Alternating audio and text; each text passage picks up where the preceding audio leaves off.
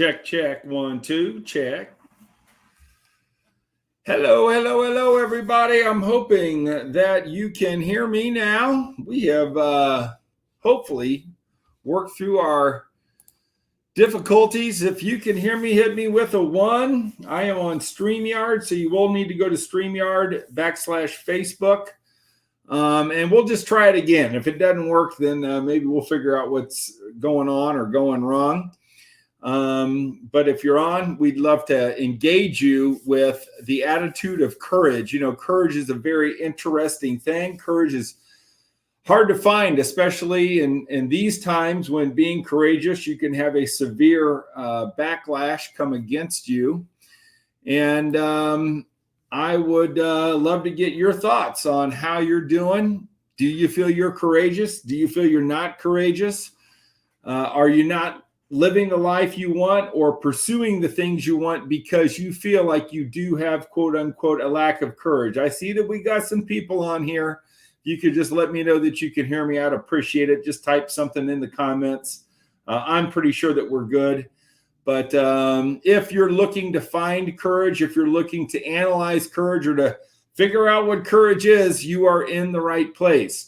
The definition of courage is very simply this: it's the ability to do something that frightens a person.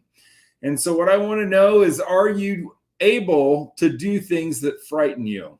And I'm going to talk to you about the 6 different types of courage that we face and that we must improve on. And so courage is also defined as the strength. It's defined as strength in the face of pain or grief. Certainly, we've talked about loss during Attitude Awareness Month. We've talked about the grieving process and how grief and loneliness can really affect our courage and our ability to move forward. So these are the things that we need to be thinking about, right? It's, do I have the courage to do something that I'm afraid of? When we look at courage, it's something that everybody wants to have. It's something that people say, hey, I am courageous. Yet, courage is not just physical bravery. In general, there are 6 types of courage, and I want to just walk through those very quickly. Hope you got your pens and papers to take a little note. This has been quite an April for Attitude Awareness Month. Obviously, physical courage is what we all think about. Feeling fear, yet choosing to act. This involves what some people call bravery.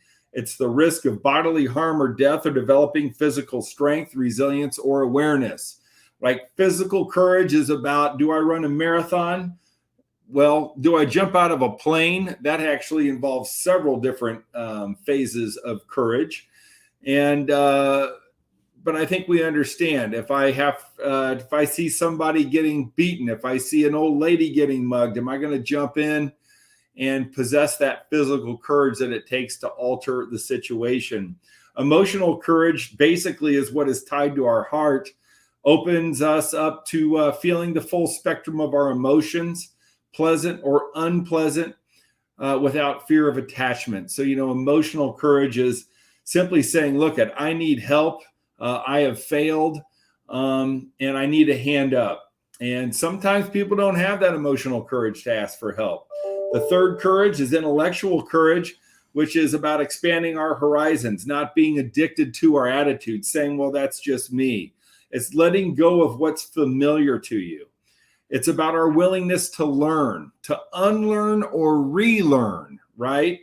With an open and flexible mind. Some of us do not have a lot of intellectual courage because, you know what? We feel like we know it all. Number 4, social courage. Boy, this is really what's happening. It's to be ourselves in the face of adversity. It involves the risk of social embarrassment or exclusion, unpopularity or rejection. It also involves, quite frankly, leadership. When I think of social courage, we look at all the social justice and social injustice calls of our time, whether it be race, whether it be sexuality. But these social courage moments come up, and now is the time more than ever for us to stand up and do what is right, for us to stand up and try to help those that may not be like us to become more mainstream or like us. Social courage, very, very tough, and certainly, I think, the topic of the day. There's certainly moral courage, which is basically just standing up for what is right, which is kind of dealing with what we have socially as well. And it involves doing the right thing, even if it's comfortable or unpopular. I think about religion a lot when I think about moral courage. Are you a person that, let's just say, follows Jesus Christ, but it's tough for you to follow in his ways? Are you embarrassed of your religion, right? I mean, I'm Catholic. There's a lot of people that feel embarrassed about being Catholic or Muslim or whatever it may be. But moral courage, I think, most of all, really comes into day-to-day living, right? Are you living your morals? Are you helping the homeless? Are you taking time to talk, to a guy on the street that maybe has nothing? Are you willing to buy lunch for somebody who looks hungry? Are you willing to feed the hungry, clothe the people that have no clothes? I think you go what moral courage is. And lastly is really spiritual courage, which I just kind of touched on, and that's facing the pain with dignity or faith. We always do a lot of fasting at the time of Easter, and Jesus taught us that as you fast or as you sacrifice during the Lenten season, it's important that you don't wear it on your sleeve. And sometimes the lesson of fasting is to simply not tell people what you're doing. So 6 different types of courages. I think it's all those 6 things are things that we should think about, that we should, I would say, rate ourselves on. How well are we doing? But hopefully during Attitude Awareness Month, it's something that you say, you know what, I'm going to take each one of these 6 and I'm going to improve, or I'm going to bust the courage challenge that is involved us, whether it's physical, emotional, intellectual, social, moral, or spiritual. How to create courage is, I think, understanding, are you living in your circumstance or your vision, right? People that live in their circumstance are living not past the point of their nose. They're not living past today. They're bitching and complaining. They are focusing on what their circumstance is. Understanding that if we live in our vision, right? If we live in our vision, we have the courage, especially our vision for tomorrow. If we live in our vision for tomorrow, we will find the courage to do what needs to be done today. And that really comes down to framing, right? Like, how are you framing your day? How are you framing your life? I think that those people that live in a vision frame their day as simply a tool to execute on their further vision.